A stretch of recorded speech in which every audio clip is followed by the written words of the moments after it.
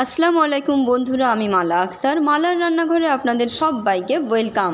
আজকে নিয়ে এসেছি ঈদ স্পেশাল এক পায়েসের রেসিপি। তাহলে চলুন রেসিপিটা দেখে নিই। প্রথমে আমি একটা মেজারমেন্ট কাপের 1 কাপ পরিমাণ গোবিন্দভোগ চাল নিয়ে সেটাকে 1 ঘন্টা মতো ভিজিয়ে রেখে ভালো করে জল ঝরিয়ে নিয়েছি। এবার তাতে ঘি মাখিয়ে রেখে দিয়েছিলাম। তারপর 1 লিটার পরিমাণ দুধকে আমি একটা পাত্রের মধ্যে জাল দিতে বসিয়ে দিয়েছি। তারপর দুধটা খুব ভালো মতো ফুটে এলে তাতে ভেজানো চালটা দিয়ে দিতে হবে।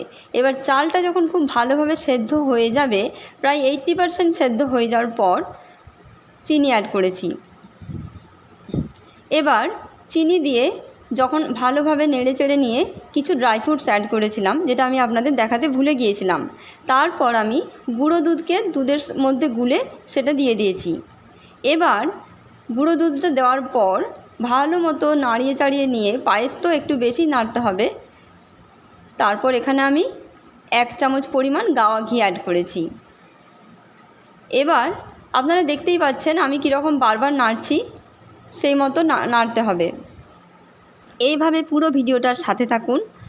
ভিডিওটি ভালো লেগে থাকলে একটি লাইক করুন, আর যদি আমার চ্যানেলে নতুন হয়ে থাকেন তাহলে সাবস্ক্রাইব বাটন অন করে অল নোটিফিকেশান প্রেস করে রাখুন, যাতে আমার ভিডিও সবার আগে আপনার কাছে পৌঁছতে পারে।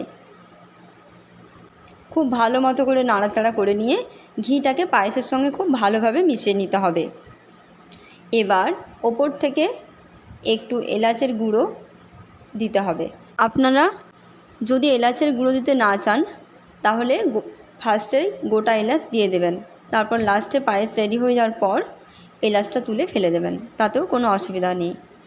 এবার সব কিছু দিয়ে নাড়াচাড়া করে একেবারে ফ্লেমটাকে অফ করে দিয়ে কিশমিশ দেবেন। কিশমিশটা প্রথমেই দেবেন না, কারণ কিশমিশটা দিলে পায়েস দুধটা কেটে যাওয়ার সম্ভাবনা থাকে, কারণ কিশমিশটা একটু টক ভাব তো। তাহলে আজকে এই পর্যন্তই। আবার আসবো অন্য কোনো দিন নতুন কোনো রান্না নিয়ে। ততক্ষণে সবাই সুস্থ থাকবেন, ভালো থাকবেন। ধন্যবাদ।